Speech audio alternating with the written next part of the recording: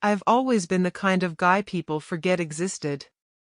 Not the quiet in the back of class type, they notice me, but only to ignore me. I walk through college corridors like a ghost. My presence doesn't matter, my opinions don't matter, and sometimes I wonder if I even matter to myself. Every day, I sit in the library, buried in books, pretending I don't care when others laugh at me. I've learned the hard way that being smart doesn't earn you respect. It just makes you a target. And yet, there's this small spark inside me, the stubborn part that refuses to accept being invisible forever. Maya. I can't not start with her. Maya, with her bright smile that could light up a room, her effortless charm, and that way of making everyone orbit around her like she's the sun. I've liked her since freshman year, but she's never even noticed I exist beyond the occasional "Hey, can you pass me that?" or worse, rolling her eyes when I accidentally spoke up in class. I remember one day like it was yesterday. We were in group discussions for a major project. I spent hours preparing ideas, diagrams, examples. I raised my hand to speak, and Maya looked at me with that bored expression. "Really? You think that will work?" she said, loud enough for the whole class to hear. I could feel my face burning red. Everyone laughed. Even the professor looked slightly annoyed. I wanted to disappear into the floor right there. But I didn't. I just sat down and nodded, pretending it didn't hurt. Inside, I wanted to scream, to tell her that I'd actually thought this through. But I couldn't. Because that's how it always was. I was invisible. Armin, my only real friend, was the only person who saw me as more than the background noise.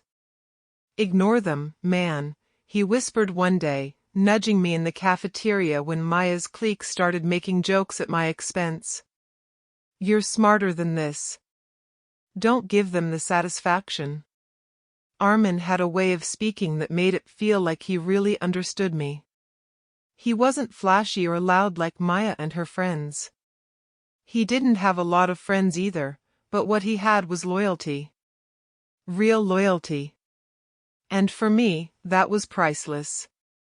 "You really think it matters?" I muttered one afternoon while we sat under the old oak tree behind the library. I traced the cracks in the concrete with my finger. I mean, why even bother? They'll never see me. Armin leaned back, hands behind his head, looking at the sky. "It matters because you matter. Not them. You can't control what they think, but you can control what you do. And trust me, one day, everyone will notice. Maybe not now, but they will." I wanted to believe him. I tried. But it wasn't easy. Every day brought another insult, another small humiliation. Someone stealing my ideas in class and getting the credit. Someone tripping me in the hallway and laughing as I fell. Maya laughing with her friends, oblivious, as I tried to say something clever that went unheard. And yet, despite all of it, I felt something strange, hope.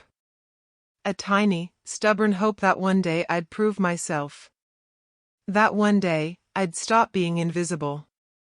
I remember walking home one rainy evening, my backpack soaked, shoes squelching in puddles.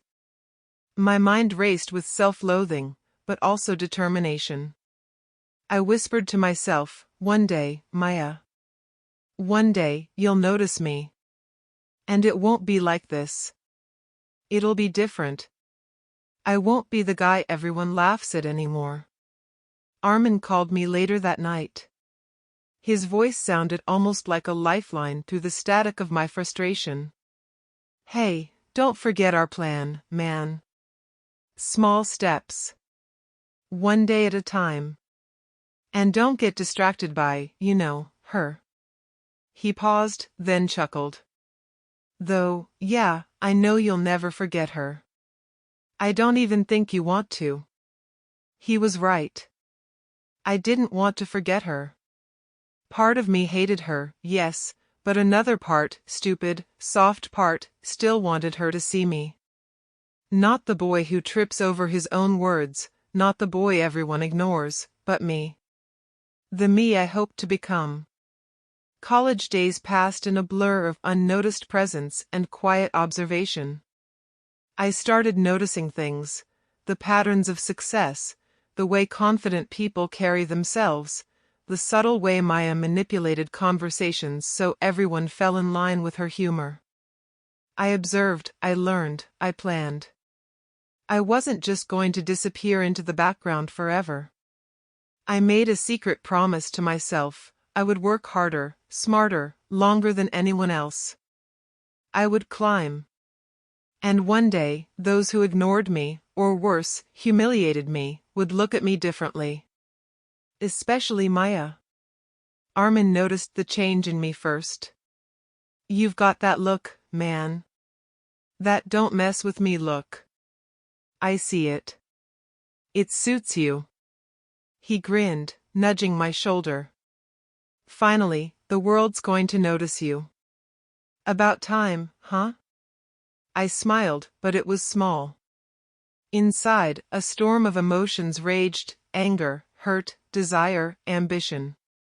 But above all, a single, unwavering thought: I'm not going to be invisible anymore. That night, I stayed up late, jotting down plans, reading articles, thinking about ways to get ahead. I wasn't sure exactly how yet. But I knew one thing: the boy who everyone ignored was gone.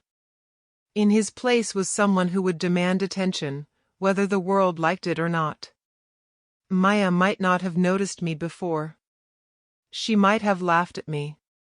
But someday, she would. And I smiled to myself, quiet and determined, knowing that day was coming. For now, I would be patient. I would work. I would grow. And when the time came, I would no longer be invisible. Because being nobody, being invisible, it was unbearable.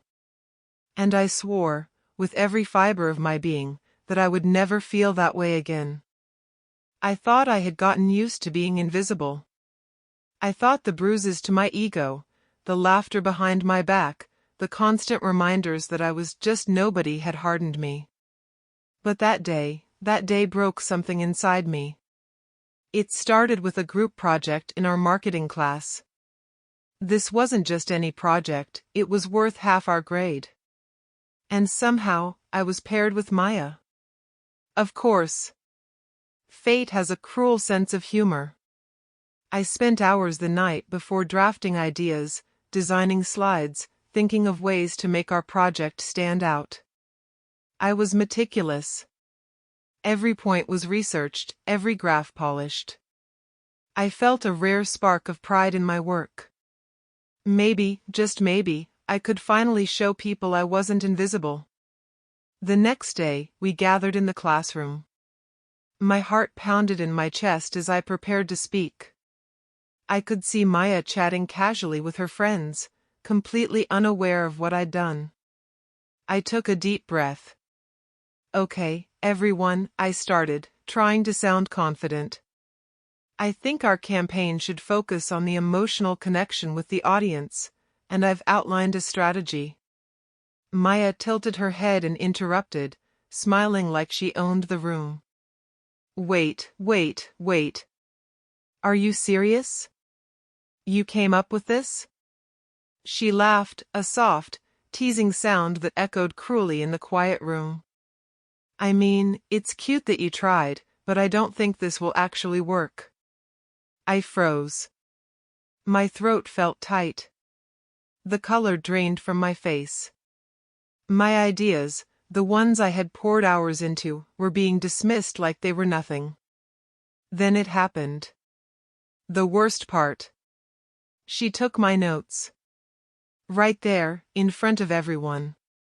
She scribbled over them, added her own name on every page, and presented the project as if it had all been hers. I could feel every eye on me, and every laugh, every smirk, felt like 1,000 knives stabbing my chest. See? I told you it wouldn't work, Maya said with a grin, pointing to a graph I had painstakingly created. But it's fine. Don't worry, we can fix it. I wanted to scream. I wanted to tell her she had stolen my work, humiliated me, and erased my effort in front of everyone. But I couldn't.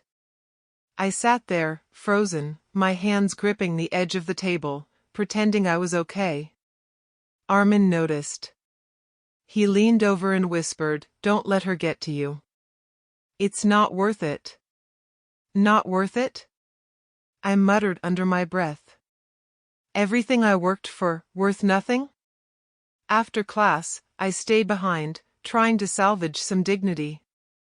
I approached the professor. Sir, I did all these calculations, these charts. Professor Qureshi glanced at me, eyebrows raised. Yes, these are good, but your partner presented it differently.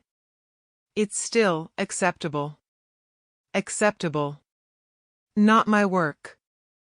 Not my effort. Acceptable. The word hit me like a slap in the face. That evening, I walked home, hands stuffed in my pockets, rain drizzling down my hair, soaking my shirt. Every step felt heavier than the last. I kept replaying the scene over and over, feeling the humiliation burn hotter with each memory. And yet, something else was stirring beneath the shame. Something I hadn't felt before. Anger. Pure, white-hot anger. I clenched my fists until my nails dug into my palms. She can't do this. She won't humiliate me forever. At home, I sat on my bed staring at the ceiling. I couldn't eat, couldn't sleep. My thoughts ran in circles, looping around every injustice I had suffered, not just today, but all the years before.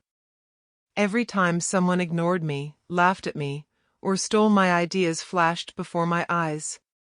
Every time Maya had smiled and I had wished she would notice me. Every single moment stacked up like bricks on my chest. I whispered to myself in the darkness, I'm done being nobody. Done being invisible. Done being laughed at. The next morning, I met Armin at our usual spot outside the campus library. His face was serious. You look like hell, he said, shaking his head. What happened? I can't do it anymore, I said, voice low, almost shaking. I can't keep letting people step on me, use me, and pretend I don't exist. Especially her. Maya, she humiliated me. Right in front of everyone. And I just sat there. Armin nodded slowly. I know. I saw it. That was rough.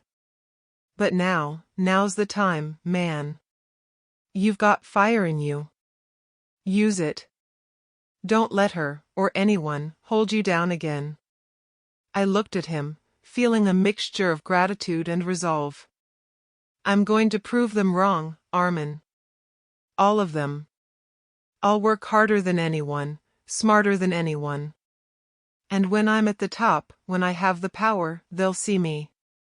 All of them. Especially her. Armin grinned. Finally. That's the guy I know. The guy I've been telling to wake up all these years. Just, don't lose yourself in the process, okay? I nodded. I won't. But I will make sure they notice me. The rest of the day passed in a haze. I couldn't concentrate on lectures. Every moment, every glance at Maya, felt like fuel for the fire burning inside me. I knew what I had to do. I needed to change. Not just my social standing, but my life. My career, my presence, my value. Every ounce of humiliation had to be turned into motivation. I began making a secret plan that night. I wouldn't rush it. I would be patient. I would rise slowly, silently, like a storm gathering strength. I would learn, save, and grow. And one day, I would come back, not as the invisible, powerless guy she ignored, but as someone she couldn't ignore. I wanted her to realize the same thing I had felt for years. That I was no longer a nobody. That I could rise, even from the dirt she had helped bury me in. And when that day came, I wouldn't just be noticed. I would hold the power. The breaking point had come. I had felt the full weight of betrayal, humiliation, and invisibility. And from that weight, I found clarity. Anger turned into determination. Pain turned into focus. And from that focus, I knew, deep in my bones, that nothing would stop me. Not Maya. Not anyone. I whispered into the darkness that night, my voice barely audible, "I'll show you. All of you. I'm not a nobody anymore." And for the first time in years, I slept with a sense of purpose, not peace, not calm, but the kind of burning fire that would never let me forget, never let me settle, and never let me remain invisible. After that day, everything changed. Not outwardly, not immediately, but inside me, a fire had been lit that nothing could put out. Maya had humiliated me, my ideas had been stolen, and I had been invisible once again, but this time, I refused to let it define me. I swore I would rise, no matter how long it took. College ended sooner than I wanted it to, and graduation came with the usual pomp and meaningless speeches. Everyone celebrated their futures, full of excitement and dreams. Everyone except me. I didn't feel like celebrating. I had nothing to show, nothing to boast about, no fancy connections. Just a burning determination. Armin met me outside the hall, grinning. "Well, that's it. We're free." I shrugged, not really feeling it. "Free to do what, exactly?" I asked. "Live your life, man. Stop sitting around. Time to make moves." He was right. Sitting around would accomplish nothing. So I dove headfirst into the real world. I started small. Freelance jobs, internships, anything that would give me experience and money. The first few months were brutal. I lived in a cramped apartment with peeling paint, survived on instant noodles, and worked 12-hour days just to make ends meet. But every time I got tired, every time my hands ached or my brain felt fried, I reminded myself of that day, the day Maya laughed at me. I remembered the feeling of being invisible, worthless. And that memory fueled me more than any caffeine ever could. I spent nights reading books about business, marketing, leadership. I watched videos, studied strategies, learned everything I could about money, influence, and people. I wasn't just working to survive. I was working to transform myself. To become someone people couldn't ignore. Armin called often, checking in. "You're crazy, you know that, right?" He laughed one night when I was too tired to talk properly. "You're living like a monk. No fun, no sleep, just work." "I don't have time for fun," I replied. "I have things to fix. Things to prove. Things to change." Armin laughed again, but I could hear the concern in his voice. "Just, don't lose yourself, man. Don't let this turn into obsession." "I won't," I said, though I wasn't entirely sure if I meant it. Months turned into years. Slowly, things began to change. I got better jobs, small promotions, recognition for my work. People started noticing me, not in the grand way I had imagined, but enough to know that I existed. And that existence tasted sweet after years of being invisible. I remember one day vividly. I had been working late, finalizing a campaign for a small startup. The office was empty except for me and the cleaning staff. I looked at the graphs, the plans, the projections, and I felt a spark of pride. This wasn't just work. This was me. Every late night, every sacrifice, every humiliation I had endured had led me here. Armin called that night, as usual. "So, how's the genius doing?" he asked, teasing. I smiled, finally letting myself enjoy the moment. I did it. The project's done. And the client loved it. "That's my boy," Armin said. "Finally getting some recognition." "How's it feel?" "It feels different," I said, thinking carefully. "Good. Powerful, even. But also, a little lonely. I guess I forgot what it feels like to be noticed for the right reasons." "You'll figure it out," Armin said, his voice warm. "Just keep going. One day, someone you care about will notice too." I didn't tell him I thought about Maya every time I felt this surge of confidence. I didn't tell him that somewhere deep down, part of me longed for the day she would see me, not as the invisible nobody, but as someone she couldn't ignore. That thought made my chest tighten, half with excitement, half with old pain. Then came the first major turning point. A small tech company noticed my work. They offered me a position as a junior marketing strategist. It wasn't glamorous, but it was a start. A place where my ideas mattered, where my effort was acknowledged, where I wasn't invisible. I remember walking into that office for the first time. The receptionist smiled at me, calling my name without hesitation. The manager shook my hand firmly, praising my portfolio. I felt a rush of validation I had never experienced before. It wasn't about revenge yet, not really. It was about survival, about growth, about proving to myself that I could be someone. Over time, I earned the trust of my colleagues, gained small promotions, and began to understand the inner workings of the corporate world. I learned how to navigate office politics, how to make my voice heard, how to be strategic without being ruthless.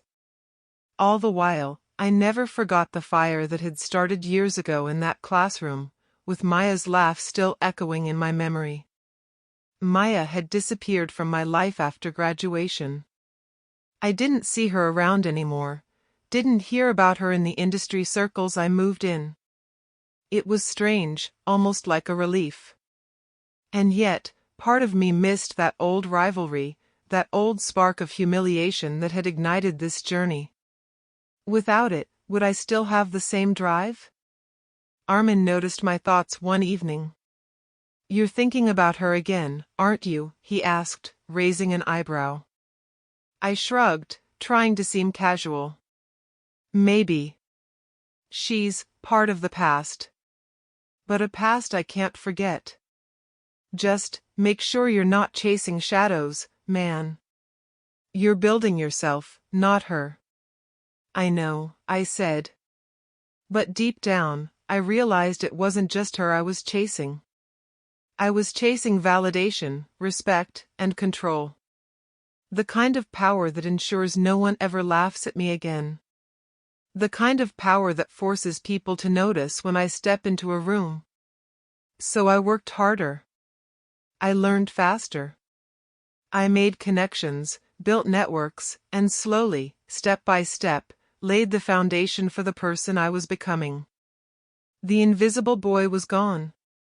In his place stood someone calculating, driven, and aware of every opportunity.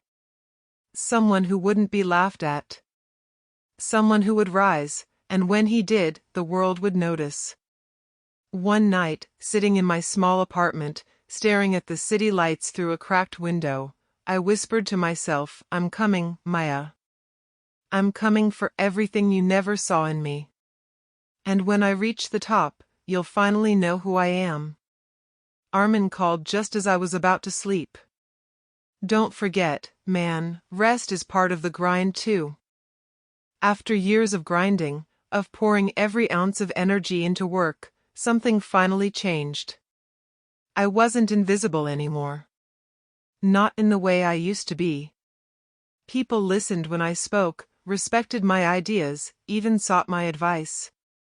The promotions came slowly, like footsteps approaching from a distance, but each one felt sweeter than the last. It was a small marketing firm, nothing fancy, but they recognized talent.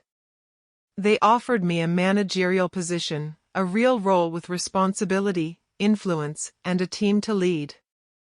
I felt a thrill unlike anything I'd ever experienced before. I could make decisions, direct projects, and yes, control outcomes. Power, real power, even if small, tasted intoxicating. I still remembered the old me, the invisible, humiliated boy. I could almost hear that voice in my head, whispering, "Finally. Finally, you're not nothing." The first week on the job was hectic, but exhilarating. I walked into the office with my chest slightly puffed, careful to keep my demeanor calm, professional. I wasn't the loud, arrogant type, but I knew how to command attention. My team respected me, and for the first time, I felt like I belonged somewhere. And then I saw her. Maya. I froze for a second, coffee cup halfway to my lips. My heartbeat quickened, and a strange mix of emotions surged: shock, anger, disbelief, and yes, a tiny spark of something I hadn't felt in years: anticipation. She looked different, but unmistakably her. Same bright smile, same effortless charm, same confidence. But now, she was a junior employee. Subordinate to me. The irony hit me like a punch to the chest. The girl who had humiliated me, the girl who had laughed at my ideas, now reported to me. She caught my gaze and smiled politely, oblivious to the storm brewing inside me. "Hi, you're the new manager?" "Yes," I said, my voice calm, controlled, like a predator hiding in plain sight. "I'm your manager. Welcome aboard." Maya blinked, tilting her head slightly. "Oh, okay. Nice to meet you." She didn't know me, or maybe she did, but the recognition didn't show. That puzzled look on her face? Priceless. I forced a small, polite smile. "Let's get started. I'll show you around and go over the first project." As we walked through the office, I could feel every fiber of my being focusing. I could barely believe how far I'd come. The quiet, invisible boy from college now had authority. The thought made me shiver, but it also made me cautious. I wouldn't let this be about personal vengeance, not yet. I had to play it smart. My team gathered in the conference room. I laid out the project plan with clarity, authority, and precision. They nodded, impressed. And there she was, Amaya, taking notes diligently, smiling politely, acting professional. Inside, I wanted to scream. Not with anger, not yet, but with satisfaction. Karma, I thought. Karma has a funny way of showing up. Later that day, Raza, a sharp, ambitious colleague, introduced himself. "Hey, I hear you're the new manager. Welcome." He studied me carefully, sizing me up. I got a gut feeling he wasn't just being friendly. People like him always have hidden agendas. "Thanks," I replied. "I'm looking forward to working with everyone." Raza smiled thinly. "Likewise. I look forward to seeing what you can do." His eyes lingered on me in a way that screamed challenge. I knew he'd be trouble eventually, but for now, I kept my focus on Maya. During lunch, I observed her quietly. She was polite, efficient, but a part of me noticed the subtle tension in her posture. I wondered if she had any idea that the guy she ignored, the guy she laughed at, was now her superior. A small smirk tugged at my lips. Armin called that evening. "So, how's the new boss life?" he asked, teasing. Crazy, I admitted. And you won't believe who's here. Who? Maya, I said, voice tight but steady. She works here now. She's one of my juniors. There was a pause. Oh. That's ironic. More than ironic, I said, the fire in my chest flaring. It's like the universe is giving me a second chance to, see her pay attention to me. Armin chuckled. Careful, man. Don't let your past blind you. Keep your head in the game. Learn from this. Don't get carried away. I nodded, even though he couldn't see me. He was right, of course. This wasn't about petty revenge. Not yet. I needed to prove myself, solidify my authority, and then, only then, would I decide how to handle her. The first week passed in a blur. I gave instructions, held meetings, and started making subtle adjustments to workflows. Maya performed her tasks efficiently but cautiously, clearly trying to avoid mistakes. The tiny victories, the way my suggestions were followed, the way my authority was respected, felt sweeter than any college applause I never got. And then came a moment I hadn't anticipated. A small error on her part, a typo in a client presentation. Normally, this wouldn't be a big deal. But the way she approached it, the subtle panic in her voice, reminded me of a lesson I had learned long ago: people always reveal themselves under pressure. I stayed calm, corrected the mistake professionally, and offered guidance. It's okay, I said, my voice neutral, friendly even. Let's fix it together. Attention to detail matters, but everyone makes mistakes. She nodded, relief flooding her expression. And just for a moment, I caught a glimpse of something I hadn't expected: respect. Not love, not admiration, not even fear, yet. But respect. That tiny, fledgling seed. As I left the office that evening, I realized something important. This wasn't just about proving Maya wrong anymore. It wasn't even about her specifically. This was about proving to myself that I had become someone capable, someone worthy, someone who could control his destiny. And if, along the way, she finally recognized me, well, that would be icing on the cake. Because I had survived invisibility. I had survived humiliation. And now, I was finally in a position to decide how the next chapter of this story would unfold. I knew the moment she walked into the office that things had changed. Not her, not really. Maya was still the same confident, charming girl, but me. I wasn't the timid, invisible boy she used to dismiss in college. I had authority now. Power. Control.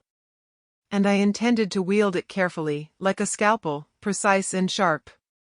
Her first week had been uneventful on the surface. She followed instructions, met deadlines, and smiled politely at colleagues. But underneath that polish, I could see the tension in her movements, the way she avoided eye contact with me in certain moments, the subtle hesitation when she spoke in meetings. She didn't know what to make of me, and that uncertainty thrilled me. It wasn't about cruelty. Not entirely. It was about justice. Karma. I had spent years invisible, ignored, humiliated. Now, the power dynamic had shifted. And I was going to make her feel the tiniest fraction of the way I had felt, without breaking her completely. Hey, I said one afternoon as she walked past my office. My door was open, and I gestured for her to come in. Can we go over the Henderson project? She hesitated for a brief moment, then nodded. Of course, sir. I smiled politely, though inside, my pulse raced. Please, sit. I want to review your work and see if we can make it better. She sat down, posture straight, hands neatly folded on the desk. She looked calm, professional, but I could see the micro-expressions betraying her. The slight twitch in her eyebrow when I mentioned minor adjustments, the nervous glance at the notes she had prepared. "You did a good job overall," I began, keeping my tone neutral. "But there are some areas where the messaging could be clearer." For example, I pointed to a slide in her presentation. "Here, the phrasing is a bit vague. I suggest we reword it to make it more persuasive." Her eyes widened slightly, and I caught that familiar flicker, the panic of someone who had always relied on charm over skill. "Oh, okay. I can fix that," she said quickly, almost too quickly. "Yes, please," I replied smoothly. Accuracy matters. Attention to detail is key. We can't afford mistakes in this presentation. Not anymore. She nodded again, biting her lower lip ever so slightly. I felt satisfaction welling up inside me. Not anger, not malice, just the quiet satisfaction of someone learning their place. Later that day, Raza came into my office, arms crossed, eyes narrowed. "I see you've noticed her," he said casually. I raised an eyebrow. "Noticed who?" "Your junior. The one who seems a little nervous around you." He smirked. "Interesting dynamic. Are you taking a personal interest?" I leaned back in my chair, meeting his gaze evenly. "I'm taking a professional interest. That's all." Raza studied me a moment, then shrugged. "Fair enough. Just don't underestimate her. She's clever in her own way." "I never underestimate anyone," I said, voice calm but firm. Inside, though, I noted his subtle warning. Raza would be a problem eventually, but for now, my focus was on Maya. That evening, I stayed late in the office, reviewing reports and organizing my team's workflow. I could hear the muffled chatter from the employees who had already left. Then I noticed her, Maya, still sitting at her desk, typing furiously, reviewing her notes again and again. I walked over. "Still working?" I asked, keeping my voice light. She looked up, startled, then smiled politely. "Yes, I want to make sure everything's perfect." I nodded, leaning casually against the edge of her desk. "Perfection is a good goal. Just don't overdo it. Efficiency matters too. Deadlines are as important as quality." "Yes, sir," she said softly. And then, as if realizing something, she hesitated. I didn't expect you to be this organized. Or authoritative." I held her gaze, letting the words hang in the air. "Didn't expect me? Why's that?" Her lips pressed together, a faint blush rising on her cheeks. I don't know. I guess I always underestimated you." There it was. That single sentence, almost whispered, held a lifetime of irony. She had underestimated me in college, laughed at me, ignored me, and now, she admitted it without knowing exactly what she was admitting. I smiled faintly. Well, people often underestimate what they don't pay attention to. That can be dangerous. Her eyes widened slightly, then she nodded, pretending to understand. She packed up her things shortly after, leaving me alone in the quiet office. But the satisfaction stayed with me, a small but potent reminder that the balance had shifted. A few days later, I decided to test her a bit further. Not to humiliate, not cruelly, but to observe. I assigned her a task slightly above her level, complex, challenging, but achievable. I watched her closely, offering subtle guidance, and noted every misstep, every moment of hesitation. She worked hard, far harder than anyone expected. And when she finally completed the task, it was imperfect. Not a disaster, but not flawless either. She came to me, looking nervous, as if bracing for criticism. I smiled, keeping my voice neutral. "Good work. There are some improvements we can make, but overall, you've done well. Her shoulders relaxed slightly, a hint of relief in her posture. And I realized something. I wasn't just testing her. I was testing myself.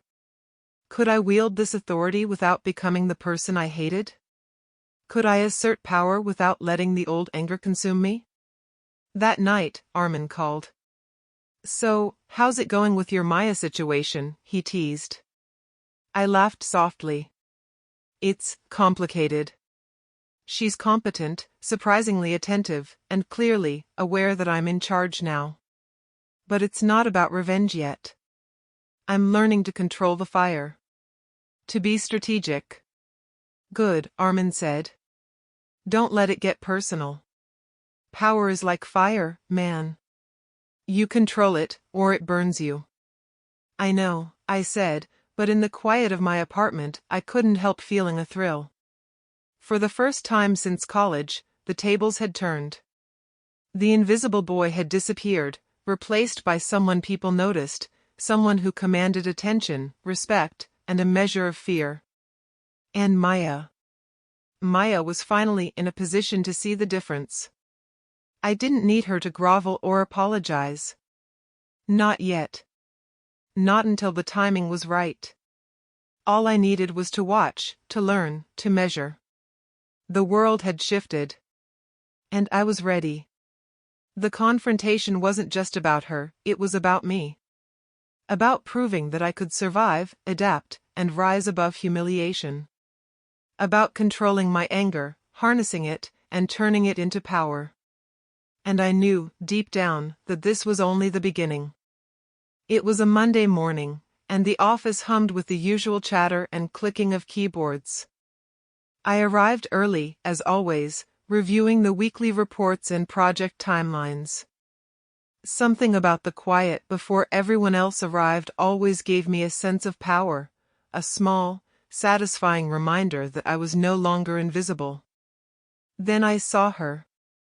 Maya, sitting at her desk, already typing.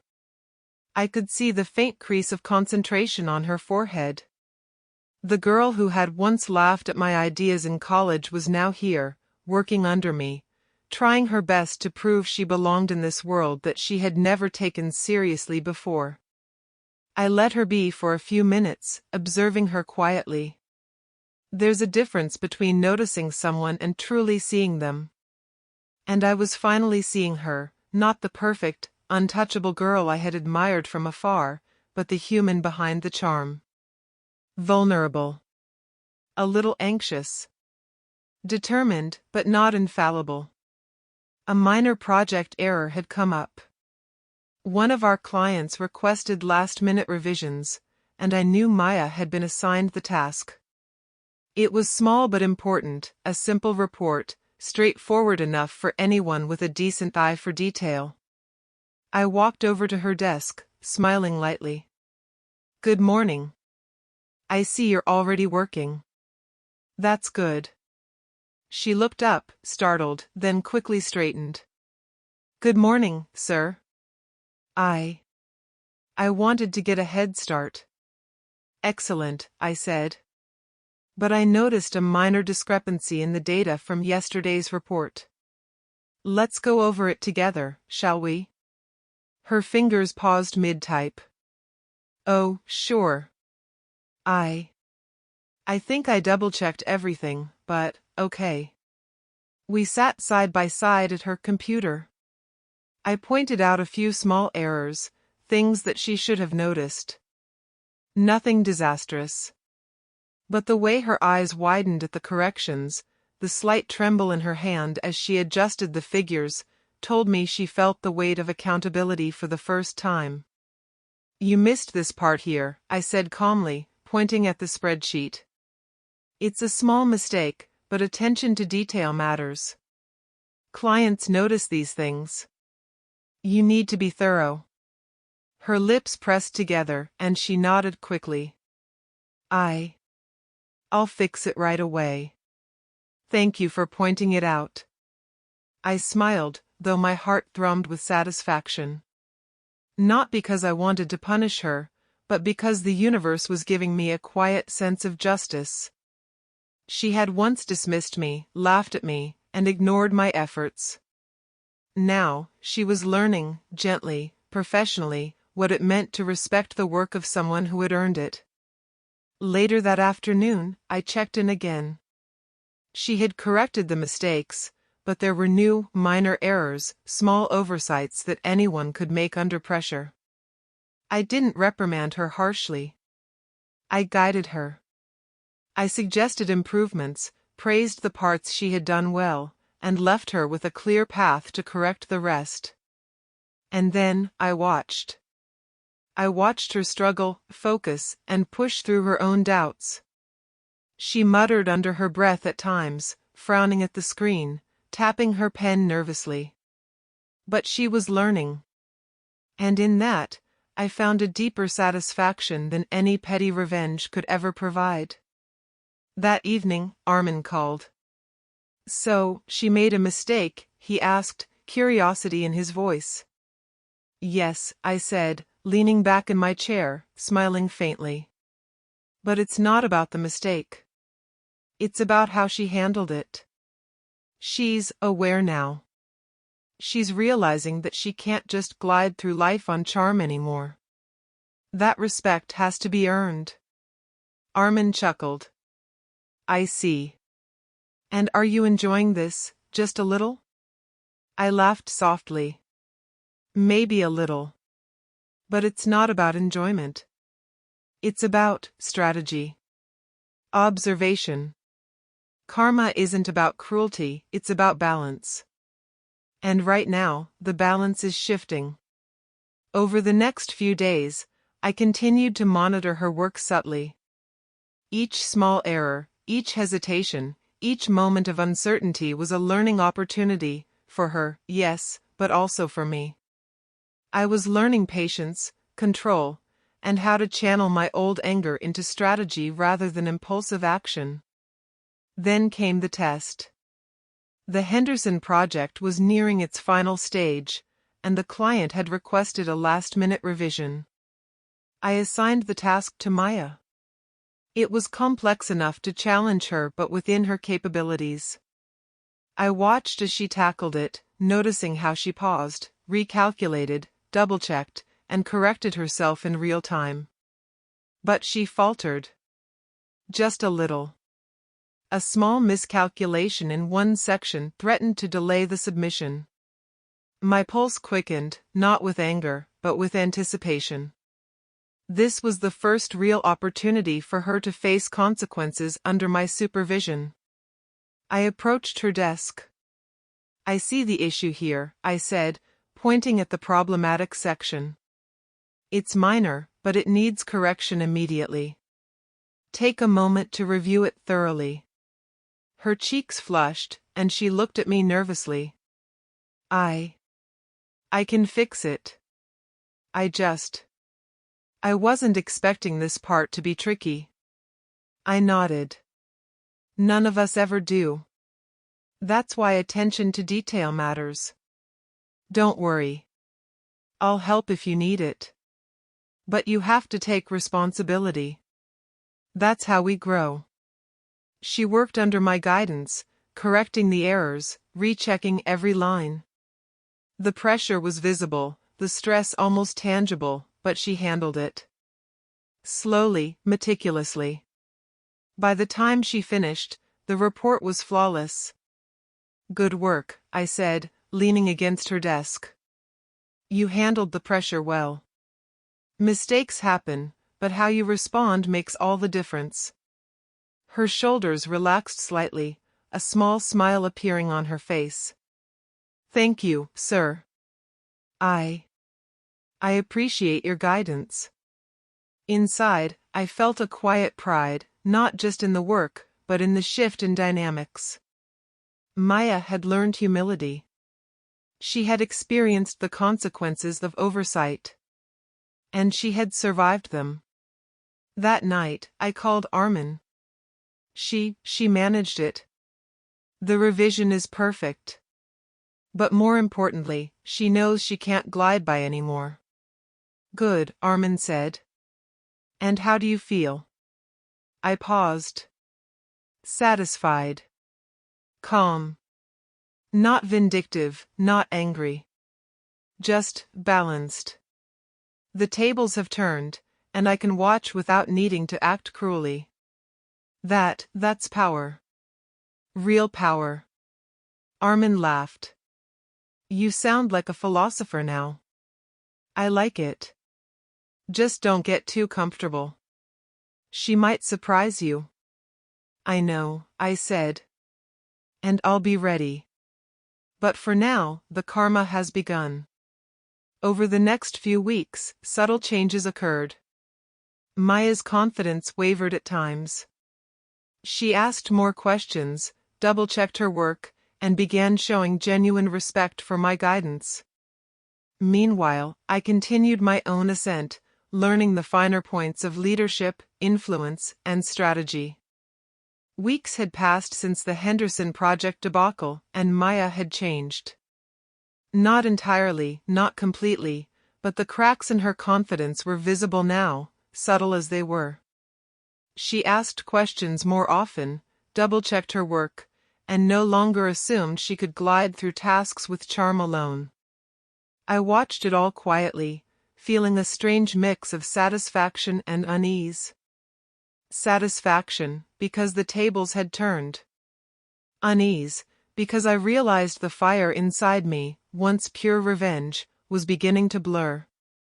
I wasn't sure whether I was teaching her a lesson or just feeding my old ego. Armin called that night, as he did almost every evening. So, how's it going with Maya now? He asked casually, though I could hear the curiosity behind his voice. I leaned back in my chair, staring at the ceiling. She's changing. Slow, but noticeable. I can see her realizing that respect isn't given, it's earned. But I hesitated. I don't know if I'm doing this for her or for me. Armin said softly. Classic dilemma. Power has a way of doing that. You start thinking about lessons, but sometimes, it's just ego masquerading as justice. I frowned. I thought it was justice. I thought it was balance. But lately, I'm not so sure. You'll figure it out, he said. Just keep your eyes open. Don't let the past consume your present. I hung up, feeling a heavy weight settle in my chest. Was this really about karma? Or was it about finally proving to myself, and maybe to her, that I was someone she couldn't ignore? The very next day, the office was buzzing. A client had requested an urgent revision of a new project. The task fell on Maya. I assigned it calmly, watching her as she read through the brief. Her face tightened, a mixture of focus and fear. Sir, I'm not sure if I can finish this by the deadline, she admitted quietly. I froze for a second, surprised by her vulnerability. Then I smiled. I know you can. But you'll need to focus, and you'll need to follow the instructions exactly. Mistakes won't be tolerated this time. Understand? Yes, sir, she said, nodding quickly. Inside, I felt the familiar thrill of authority, but also a pang of guilt. I had spent years wanting revenge, waiting for a moment like this, and now that it was here, I realized I didn't want to break her completely. I wanted her to grow, to understand, not to crumble. I spent the day walking past her desk, offering subtle guidance, checking her work, but never intervening directly. Every small error she caught herself, every hesitation she overcame, it was proof that she was learning. And yet, every time she faltered, I felt that old satisfaction stir, that tiny echo of revenge I hadn't completely extinguished. By the afternoon, Raza appeared at my office door, smirking. I see you've been busy with your mentee, he said, glancing toward Maya. Don't tell me you're playing teacher now. What's next? Personal therapy? I didn't rise to the bait. She's handling a project, I said evenly. And I'm overseeing it. That's my job. Roz's smirk didn't falter. Just make sure you don't overstep. Some of us are watching. I nodded calmly, but inwardly, I recognized the danger. Roza was ambitious, yes, but cunning. He'd wait for a misstep, a moment of weakness, to undermine me. I had to stay vigilant. Back at her desk, Maya was struggling with the final section of the report. I could see the panic rising in her eyes. Normally, I would have felt pure satisfaction watching her flounder. But now. I paused. I leaned against her desk. You're doing fine, I said, my voice calm, encouraging. Focus on one section at a time. Don't rush. Quality over speed. She looked up, surprised. You're not scolding me? I shook my head. Not today. Today, you're learning. Mistakes aren't punishable, they're lessons. Use them. She nodded slowly, biting her lip as she concentrated. And in that moment, I realized something crucial. Karma doesn't need to be cruel. True power comes from restraint, from knowing when to push and when to guide. By the end of the day, she had completed the report perfectly. I reviewed it, nodded in approval, and sent it off to the client. The relief on her face was almost tangible. Good work, Maya, I said quietly. You handled that well. I hope you understand why I pushed you. Her eyes softened. Yes. I think I do. Thank you, sir. I didn't say anything else. The satisfaction I felt wasn't the old, vengeful kind. It was deeper, more controlled. Watching her grow, knowing that she had finally understood the value of effort, respect, and accountability, it was far more rewarding than any petty triumph. That evening, Armin called again.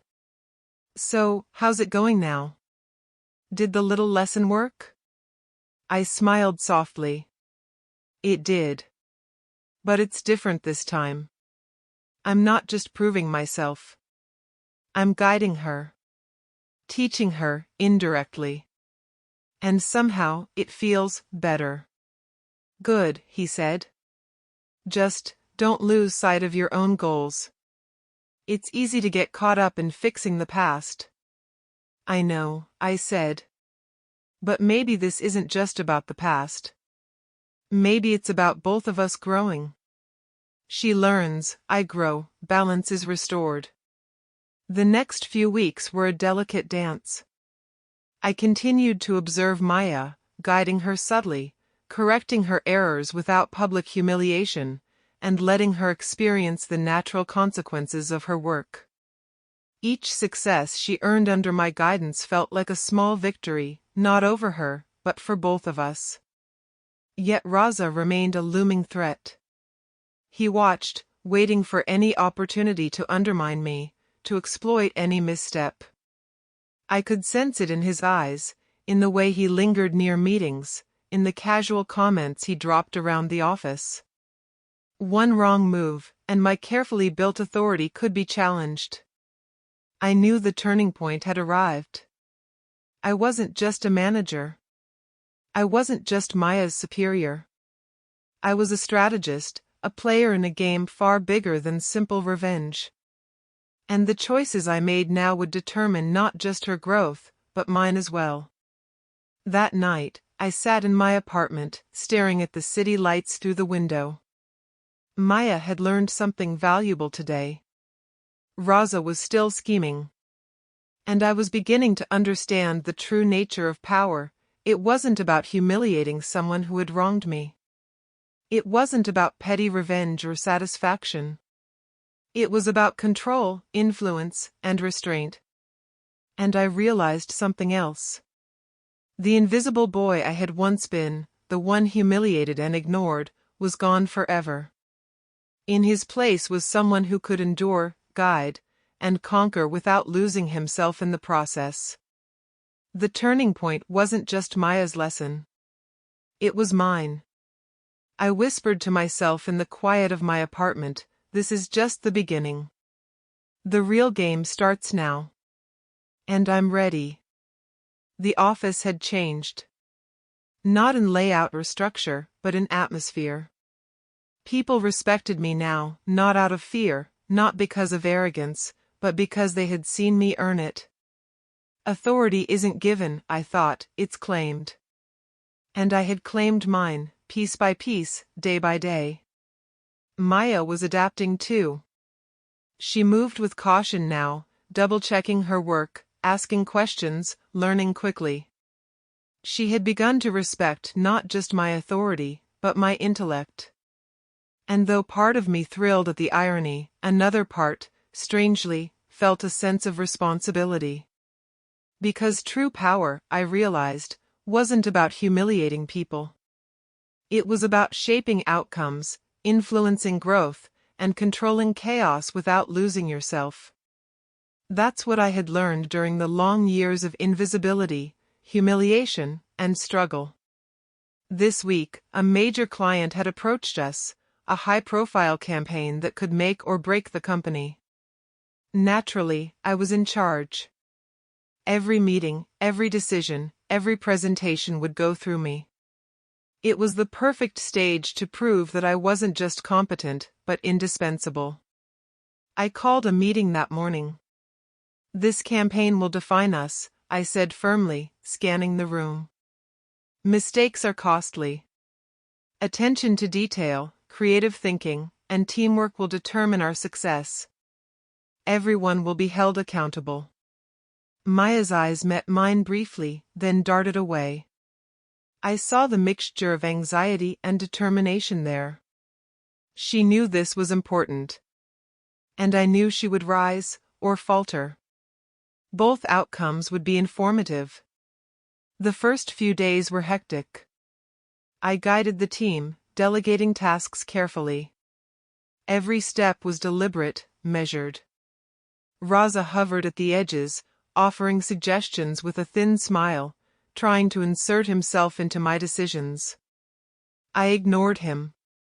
Ambition can't be suppressed, but it can be managed. Maya was assigned the critical section, market analysis and client engagement strategies. She approached it carefully, meticulously checking each detail. And yet, as expected, minor mistakes emerged, tiny oversights that could have been costly if not corrected. I walked over. "Here," I said calmly, pointing at a chart. "This projection doesn't account for last quarter's trends. Adjust accordingly." She swallowed, nodding. "Yes, sir. I'll correct it immediately." "Good," I said, and then added, softer this time, "You're improving. Remember, attention to detail is power." Her eyes widened slightly at the word power. She looked down, absorbed in her work, and for a moment, I remembered the old days, college classrooms, ignored ideas, laughter at my expense. The roles had reversed now. And the realization brought a quiet thrill that wasn't about revenge, but recognition. By the middle of the week, our work was taking shape. I observed everyone carefully, noting who excelled and who lagged. Leadership isn't just about managing tasks, it's about reading people, understanding strengths and weaknesses, and positioning them for maximum efficiency. Raza made a mistake in a minor client memo. It wasn't catastrophic, but it was noticeable. I corrected it discreetly, ensuring the client didn't see. Privately, I reminded him, attention to detail matters. One small slip can cost credibility. Learn from this.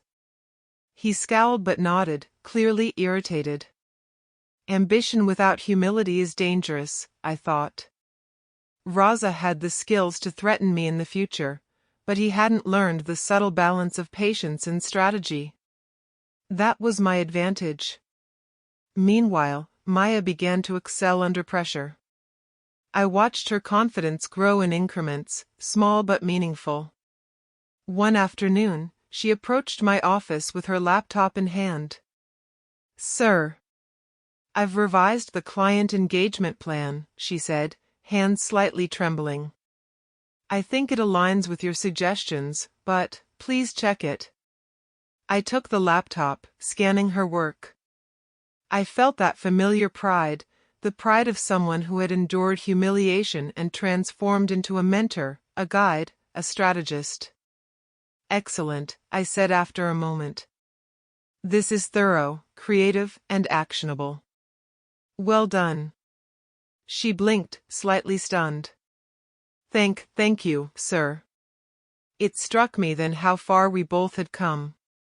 She had learned humility, diligence, and respect. I had learned restraint, patience, and the power of guidance over petty revenge. And yet, a part of me still savored the subtle irony. The girl who had once ignored me, laughed at me, and dismissed me was now relying on my judgment to succeed. That evening, Armin called. "Sounds like you've got the office under control. How's Maya handling the pressure?" "She's adapting," I said. "Better than I expected. She's learning, growing. And I'm learning too. It's different this time. I'm not just getting revenge. I'm shaping outcomes, guiding people. There's power in that. Real power." "Good," he said. "Just don't forget yourself. Power is easy to get addicted to." "I know," I replied. "But this feels right. For the first time, I feel in control without losing myself." By the end of the week, the client presentation arrived. Our team was ready. Everyone had contributed, but the final product bore the mark of careful leadership, strategic guidance, and discipline. Maya's section was flawless. I addressed the team before the meeting. "We've done our best work here," I said, scanning faces, pausing on hers for a moment. "Remember, success isn't just about talent. It's about preparation, diligence, and accountability. We've earned this, and now we'll show it." The presentation went smoothly. The client was impressed, asked questions, and praised our work. The team cheered quietly as we left the conference room. I felt satisfaction, not from personal glory, but from seeing the results of careful guidance and strategy. Later that night, I reviewed the day's events with Armin. "It's done," I said quietly. "We succeeded. The team performed. Maya performed. And I feel stronger than ever." "That's the difference," Armin said. "You're not just reacting anymore. You're leading. That's real power." I nodded, reflecting on everything that had led to this moment. The years of invisibility, humiliation, relentless grind, subtle guidance, patience, and restraint had culminated in this. I had risen, not through arrogance or vengeance, but through calculated effort and inner growth. And Maya, she had risen too, in her own way. She wasn't just my subordinate anymore, she was a reflection of what could happen when talent meets discipline, when arrogance meets humility, and when opportunity meets guidance. The air in the office felt heavier that morning, though nothing had changed physically. Something had shifted. I could sense it the moment I walked in.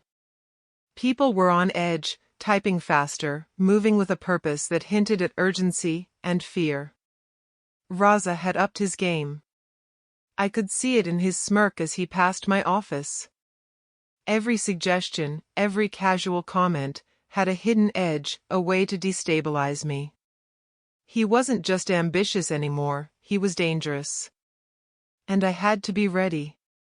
But before I could turn my attention fully to him, Mia appeared in my doorway, holding a stack of papers with a nervous energy that I hadn't seen before. "Sir, we have a situation," she said quietly. I gestured for her to sit. Go on, I said, keeping my voice calm but commanding.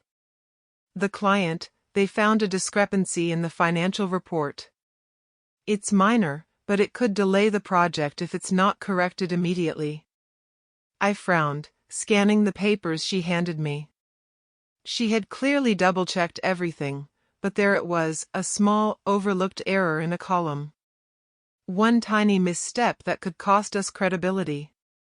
I leaned back in my chair, studying her face. Anxiety. Fear. A hint of guilt.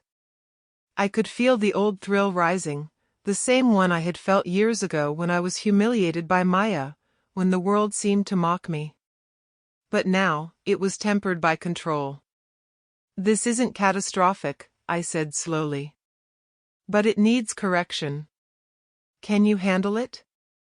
Yes. I'll fix it immediately, she said, her voice barely above a whisper. I nodded. Good. But this time, I won't intervene directly. You need to take responsibility and fix it yourself. That's how we learn. Her eyes widened. Alone? Yes, I said calmly. You can ask for guidance if necessary, but the solution must come from you. I trust you can do it. She nodded quickly, almost trembling, and rushed back to her desk. I watched her go, feeling a strange satisfaction mixed with concern. This was the moment of truth, for her and for me. For the next hour, I observed quietly, letting her struggle, letting her think, letting her fail and succeed on her own. Each misstep was minor, but it was hers to correct. I noticed how she paused, recalculated, and adjusted her numbers carefully. Her confidence wavered but did not break. She was learning, and I could see it in the subtle shift in her posture, the way she muttered corrections to herself under her breath, the steadying of her hands. Then came Raza, sidling up to her desk with that ever-present smirk. Having trouble? He asked, voice dripping with mock concern. Maya's eyes darted to me, silently asking for support. I stayed seated, letting the moment stretch. She straightened, took a deep breath, and replied firmly, No, sir. I have it under control. Raza raised an eyebrow, clearly surprised. He looked at me, expecting intervention, but I remained silent. The silent authority in my posture was enough. He muttered something under his breath and walked away. I felt a quiet pride. Not in Raza's discomfort, but in Maya's newfound resolve. She had faced pressure, adversity, and subtle sabotage, and she had handled it. By mid-afternoon, the corrections were complete. I reviewed them thoroughly. Every number aligned perfectly. The report was flawless. I walked over to her desk. Good work, I said, voice calm but carrying weight. You handled that exceptionally well. This is the kind of performance that earns respect, not just from me, but from everyone in this office, and beyond. Her eyes softened, relief flooding her expression. Thank you, sir. I understand now. I see what you meant about responsibility and attention to detail. I nodded, feeling a quiet satisfaction. This wasn't revenge. This was karma in its purest form. She had been given the chance to face the consequences of her actions, to learn humility and diligence, and she had risen to the challenge. Just as I was about to return to my desk, Raza reappeared, fuming. You're too controlling, he said, voice low but sharp. You shouldn't interfere so much. People need freedom, not oversight. I smiled faintly, leaning back in my chair. Freedom without accountability leads to failure. Guidance without oversight leads to mistakes. I've learned that the hard way. Experience teaches you what balance really means. He scowled, clearly realizing I wasn't going to be shaken by his words. "This isn't over," he muttered, walking away with a cold glare. I turned my attention back to Maya. She was quietly packing her things, but she looked up at me, a small smile playing on her lips. "I appreciate you letting me handle it on my own. I think I finally understand what you meant when you said growth comes from responsibility." I nodded, a warmth spreading through me. Exactly. It's not about humiliation or revenge. It's about learning, adapting, and becoming better. Mistakes aren't punishable, they're lessons. She seemed to ponder that for a moment. I see now. I misjudged you in college. I thought charm and popularity were enough. But, clearly, they weren't. Her words struck me like a sudden jolt. I could have laughed, I could have smiled smugly, I could have taken revenge verbally, but I didn't. Instead, I nodded quietly. We all misjudge people. The important thing is recognizing it and learning from it. Her expression softened further, a flicker of genuine respect appearing in her eyes. For the first time, I didn't feel the need to assert my authority. I didn't need her to grovel or apologize. The reversal had already occurred. Karma had done its work.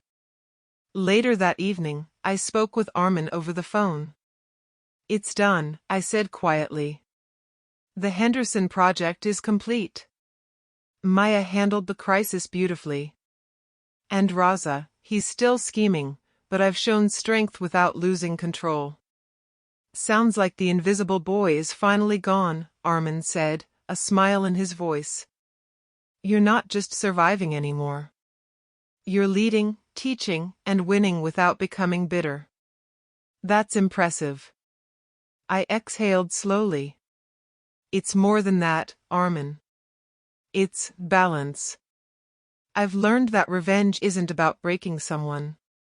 It's about rising above the past, mastering yourself, and letting others learn naturally. That's power." "Wise words," he said. "Just be careful. Power has a way of tempting people. Don't let it blind you."